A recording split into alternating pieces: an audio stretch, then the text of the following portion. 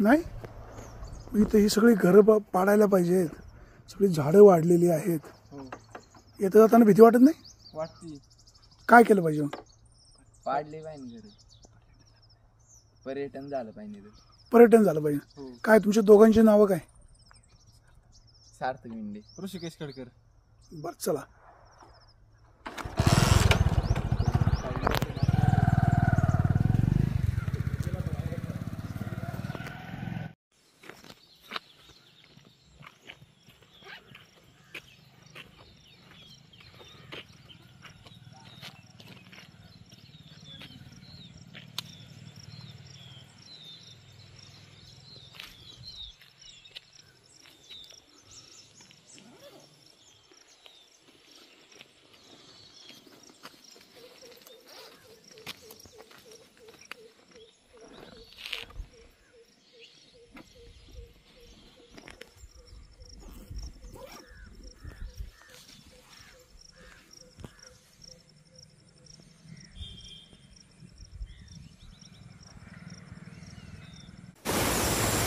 आपण येडगाव कॉलनीवर आहोत. येडगाव धरण ज्यावेळेस बांधलं त्यावेळी इथं लोकांना राहण्यासाठी कॉलनी बांधलेली होती.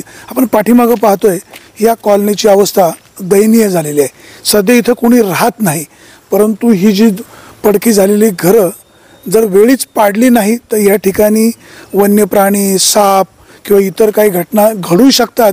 वास्तविक पाटबंधारे विभागाने ही संपूर्ण जागा जर सपाट केली तर इथं पर्यटनाला चालना मिळू शकते किंवा वेगळं काही करू शकतायत. परंतु असं आपण म्हणतो कधी कधी आंधळं दळतं आणि कुत्रपीठ खातं. संबंधित अधिकाऱ्यांनी इकडे लक्ष देणं गरजेचं आहे. पण पाठीमागं पाहतोय काय अवस्था झालेली आहेत. यातलं काही मटेरियल कदाचित वापरता येईल किंवा वापरता येणार पण नाही. पण संपूर्ण हा जर परिसर स्वच्छ केला, सपाट केला, की ही घरं पाडून टाकली तर इथं कुठली दुर्घटना होणार नाही याची पण काळजी घ्यावी लागणार आहे. त्याचबरोबर ही जी पडकी घरं आहे त्याच्यामध्ये एखादा बिबट्या असू शकतो, साप निघू शकतात, वेगळं काही घडू शकतं. या ठिकाणून लोकांना नेहमी ये जा करावं लागतं. त्यांच्या जीवावर एखादी घटना बितू शकते. इथं मोठमोठी झाडं पण आहे. पाटबंधारे विभागाचे अधिकारी याकडे लक्ष देतील आणि हा संपूर्ण भाग सपाट करून टाकतील की जेणेकरून इथल्या लोकांना, स्थानिक लोकांना कोणत्याही प्रकारे त्रास होणार नाही याबाबतची काळजी घेतील अशीच अपेक्षा. सुरेश वाणी, विघ्नर टाइम्स, येडगाव. काय नाव तुमचं? रजनी अनिल मुंडे. आता या ठिकाणी आपण पाहतो येडगाव धरण ज्यावेळेस झालं त्यावेळेस इथं कॉलनी बांधलेली होती. इथं आता ज्या खोल्या आहेत ह्या सगळ्या पडक्या खोल्या आहेत. ह्या खोल्या इथं असल्यामुळं, पडक्या खोल्या असल्यामुळं, मोठमोठी झाडं वाढल्यामुळं काय काय भीती वाटते?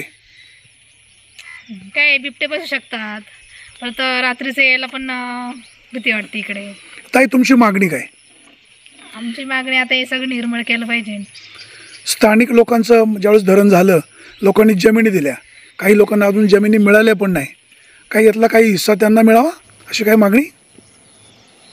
ते आता काय सांगू शकते मी. पण ज्यांच्या जमिनी गेल्या असतील हां तर शक्य व्हावं. इथं पर्यटनाला चालना मिळू शकते. पर्यटन व्हावं. हो ना.